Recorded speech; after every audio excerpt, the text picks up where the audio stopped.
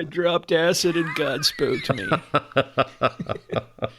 Said, dude, go buy a sword because I want to hang out with the transgressors. Yep.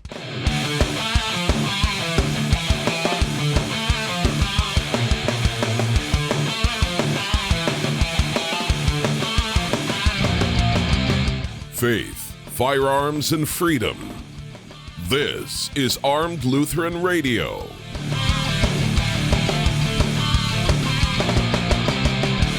Hi, folks. Welcome to Armed Lutheran Radio, a podcast about guns, hunting, competitive shooting, the natural right of self-defense, and what God's Word says about the issues surrounding gun rights and gun ownership.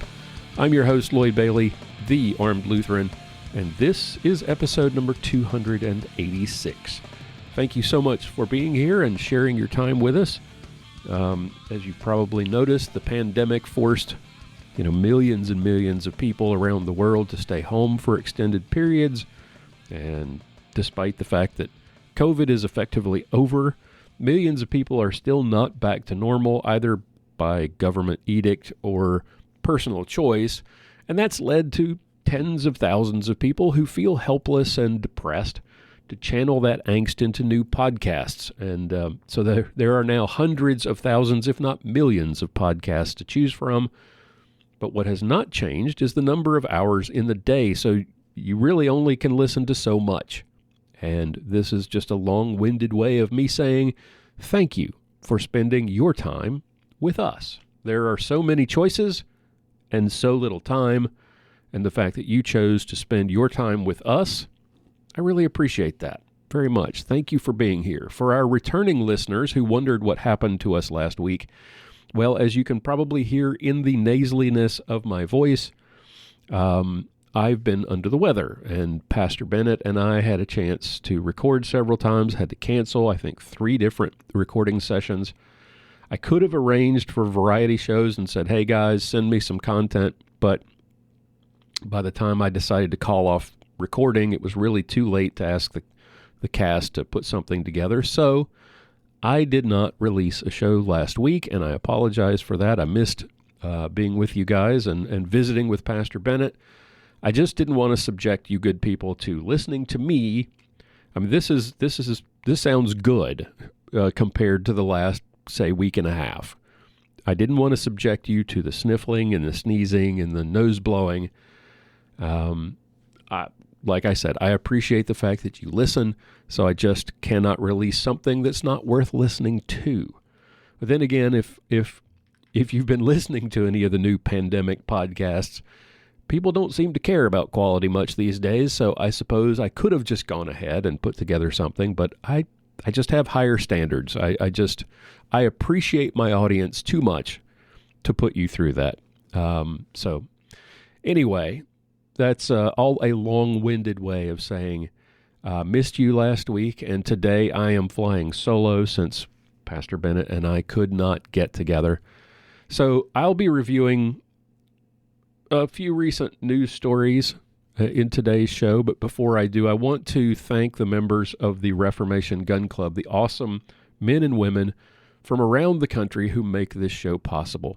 Armed Lutheran Radio is listener-funded, and that means that we rely on the contributions of our members like Jerry and Billy from Deer Lodge, Montana, John, Kevin from Fairfax, Missouri, Michael from Janesville, Minnesota, Robert from Bothell, Washington, Sam from Milton, Washington, Anita from Old Fort, Tennessee, and our newest members, who I didn't get to welcome last week, and want to say a big thank you and a welcome to today, William from Bentonville, Arkansas, and Jeff from Wisconsin Dells, Wisconsin. Thank you all so much for your support. Thank you for making this all possible. Folks, as I said, Armed Lutheran Radio is listener-funded. That means that we don't have any advertising. We don't have any sponsors. We rely on the generosity of our members for their monthly and yearly contributions to make this show happen. If you would like to find out more, if you would like to join them, if you would like to help support the show, you can do it for as little as $1 a month. Check out the website, check out all the benefits. It's at armedlutheran.us/gun club, or look for a link in the show notes for this or any of our previous episodes. All right, so I wanted to discuss a couple of things this week in my own nasally way. Well, really just one thing. The big news item this week, of course, in the gun world is the movie set shooting that occurred in New Mexico involving actor Alec Baldwin. Here's what we know as of this recording. 2 individuals were shot on the set of the movie called Rust. It was being filmed in New Mexico, including the director of photography, Halna Hutchins, age 42, and director Joel Souza, age 48. Both were shot with a prop gun, which was fired by Alec Baldwin, the actor, during filming, apparently. Hutchins was rushed to, I think she was airlifted to the University of New Mexico Hospital, where she was unfortunately pronounced dead. Souza went by ambulance to a regional medical center where he was treated for his injuries. And no charges at this point have been filed, and there is an ongoing investigation into what exactly happened. Now, there's been a lot of speculation, and there's been a lot of little tidbits that have come out here and there. I wanted to discuss some of this. According to IndieWire, a local union that includes Hollywood prop masters, those are the people who handle all of the props, and that includes firearms for movie productions, they sent out an email on Friday claiming that the gun that was used in this incident contained what they called a live round. They went on to mention that no union members were on staff during the incident. Now, what we have here is one of America's most zealous and hated anti-gun leftists who was involved in what appears to be a preventable firearms accident, to put it lightly. And the irony, of course, is pretty thick. So, of course, naturally, the pro-gun world, in social media, has erupted with memes and jokes. Now, I addressed this on the Fans of Armed Lutheran Facebook page, and I wanted to share a little more of my thoughts on this before we gonna go off half-cocked and comment on this incident. There's a few things I think we need to consider. Now, the first is that rumors are circulating that the shooting involved some sort of horseplay between Baldwin and the producer. I saw a screenshot that included a quote from an interaction between Baldwin and the producer that then resulted in the accident or preceded the accident.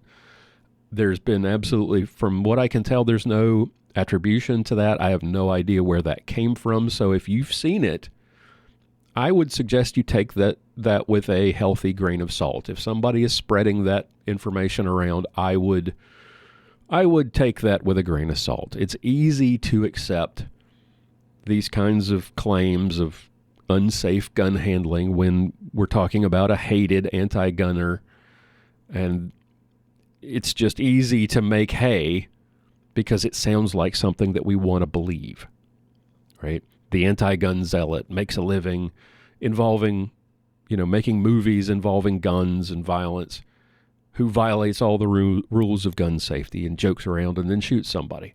We don't know if that's true.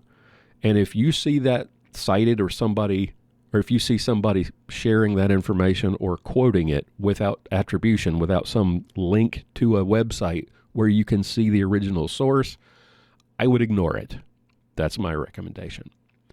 Second, we need to remember that in movies and television, actors are sometimes called on to point firearms in places that you and I would not consider safe in the training and personal defense world. So seeing people reciting Colonel Cooper's 4 rules of gun safety is kind of a shallow response without more information. If the rumor that I mentioned a moment ago, if that happens to be true, then the rules of gun safety, then quoting Colonel Cooper makes more sense.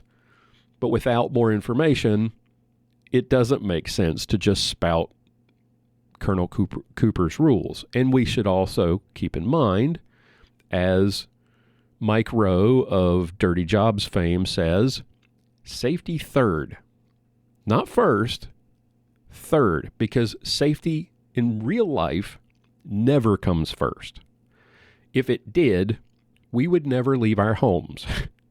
We would never drive cars. We would never fly airplanes. We would never own knives. We would not own guns. Life involves varying degrees of calculated risk that each of us has to deal with in our own way. Is it worth walking down that dark alley? Is it worth driving in bad weather? Is it worth drinking that alcohol?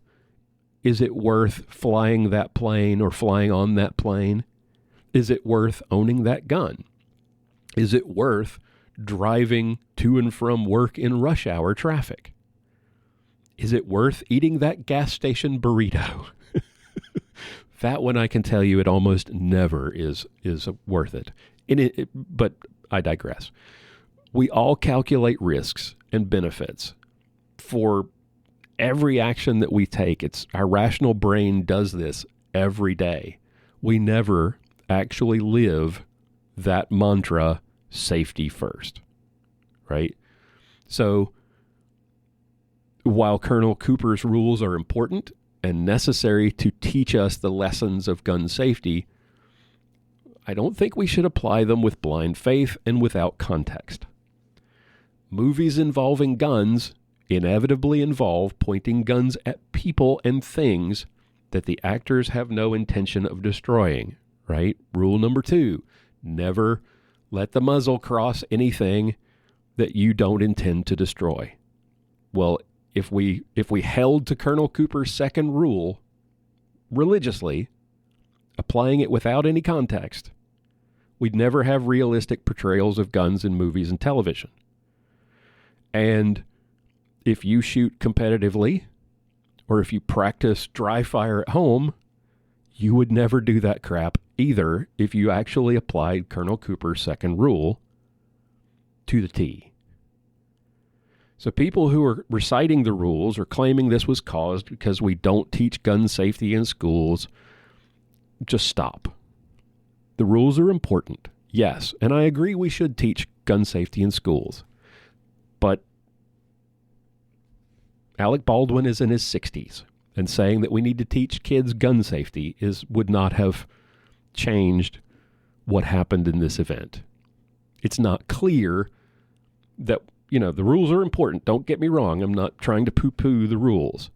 What I'm saying here is that it's not clear that zealous application of Colonel Cooper's rules would have made a difference. Now, we've heard, as I mentioned earlier, there was an email released by the prop masters, or the union that includes prop masters, saying that there was a live round in the gun that was fired in this incident. Now, in the movie world, you got to ask yourself, is live round the same as what you and I consider a live round? Do you really think that the live round in that prop gun was a round capable of firing a projectile? Or was it a blank? And calling it a live round without context, maybe we're misunderstanding here. There's lots of terminology in movie making that you and I don't understand. And maybe to them, live round just means blanks. And we all know blanks can kill. Just ask Brandon Lee, for example. Oh, wait, we can't, because he was killed by a blank. And that brings me to the next point, which is keep in mind that the people who are spreading information about this shooting may have their own motivations. Remember, Hollywood is right now in the middle of a labor dispute between the unions and the movie companies. And so this information about quote-unquote live rounds and claims of unsafe practices on set, notice that they're coming from unions. What they claim might be true, but we should be mindful that it's just possible that their claims may be wildly exaggerated to improve the bargaining power of the unions in their negotiations with the movie companies. Claiming that the accident happened because the movie set was using local non-union labor sounds to me exactly what it is, what it probably is. BS. Just because people are labor employees doesn't automatically make them safer than you and me. Right? And what this all boils down to really is that we don't really know a whole lot yet. So, and yet I see in social media people spouting off like they do. We complain and we moan about the media and the left when they jump to conclusions after a school shooting, right?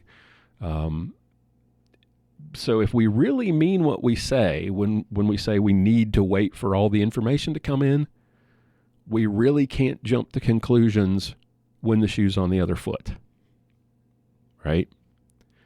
If it's important to wait for more information when it's a school shooting and people are jumping to conclusions to push a narrative on the left, then we should also wait for more information to come in before we go pushing our own agendas on the right. And finally, that brings me to this. Being the bigger person, right? So we're talking just a moment ago, I just mentioned waiting for more information and not jumping to conclusions like the left does. Being the bigger person. Being the bigger person also means showing some grace to people like Alec Baldwin. In the Gospel of St. Matthew, chapter 5, we read, "You've heard it said, 'You shall love your neighbor and hate your enemy.' But I say to you, love your enemies and pray for those who persecute you, so that you may be sons of your Father who is in heaven." Now, when Jesus said, love your enemies, this is what he meant. It means we should recognize that Alec Baldwin has now done, for whatever you think of him, consider this. He's now done something that the vast majority of people in the pro-gun community have never done and probably never will. He's killed another human being with a gun. Now, this would be different if Alec Baldwin had shot himself. If we had, in that case, it's pretty much fair game. The jokes just write themselves at that point. The anti-gun guy who fires a round into his foot or something, right? I'd be sharing those memes right along with you. But that's not what happened. Let's not forget, a 42-year-old woman, Halna Hutchins, with a dream of a career working in movies and a whole lot of her life ahead of her, is dead. And while you and I both despise Alec Baldwin as a person, and we hate everything he stands for, and he is our enemy, quote unquote, we should recognize that he's going to carry the trauma of that accident with him for the rest of his life. Those of us in the pro-gun community who think you can just shoot somebody, even if it's a criminal, even if it's the home invader or whatever, and then sleep like a baby for the rest of your life, you're speaking from ignorance. Just read the experiences of people who have actually lived through killing people. Talk to police officers who've had to make that awful decision. The knowledge that your actions that you took a human life, even in self-defense, it's not an easy burden. It should not be an easy burden. And if it is, you just might be a psychopath. You and I, and most, I would say the vast majority of the listeners in this audience, have never shot someone to death or watched it happen to someone else. Beyond the fake death and the violence of the movie screens and video games, we've never seen somebody die from a gunshot wound. We talk a lot in the gun community that, and we talk about it on this show, that owning guns, that carrying guns, being a gun owner is a responsibility. That responsibility is a heavy one, knowing that we might be called on to use that gun and potentially end a human life. We accept that responsibility. This is part of the safety third thing I talked about a minute ago. This is one of the calculated risks. We accept this responsibility and the inherent risk that comes with it because we love life. That sounds like a strange contradiction, but it's not. We talked about this in episode 281 a few weeks ago. Being pro-gun is being pro-life. We own and we carry a gun hoping we never have to use it. Just like the fire extinguisher or your seatbelt that you put on or the helmet you wear most people wear when they ride motorcycles, or the insurance policies that you own. We hope we never have to use them. We hope we never need them. If we mean what we say when we send out our thoughts and prayers after an unspeakable act of mass violence, then we should be praying for the victims of this accident as well. The family and the friends of Miss Hutchins, the director, the crew who all had to witness this tragedy, and for Mr. Baldwin, who is our enemy, who has to live knowing that he killed a coworker. One of my favorite verses is from Matthew chapter 5, where Jesus says, "You are the light of the world. A city set on a hill cannot be hidden, nor do people light a lamp and put it under a basket, but on a stand, and it gives light to all in the house. In the same way, let your light shine before others, so that they may see your good works and give glory to your Father who is in heaven." So, apply that to your life. In this case, show mercy and compassion, even for our enemies. Because when you do, that shows the world that you are the bigger person. We're not the evil monsters who carry guns because we want to kill people. We're not the caricatures that the media and the left paint of us. We carry guns to save lives, not to take them. Because all life is precious and all death is tragic. You are the light of the world. So I hope you'll join me in praying for our enemies, including Mr. Baldwin, and for the victims and for their families. All right, that's all I have this week. If you have any thoughts or any questions or any comments about this episode, about anything I said here, any complaints, visit the feedback page, armedlutheran.us/feedback. Leave me a voicemail or a voice message. I'd love to hear your thoughts, respond to you if appropriate in a future episode. Next week, with any luck, we'll get back to normal. We'll have a variety show for you with content from the entire cast. I know you've probably been missing Mia and Sergeant Bill and Pastor Bennett, as I have. So, until next time, keep shooting, keep praying, even for your enemies, and we'll talk to you next time.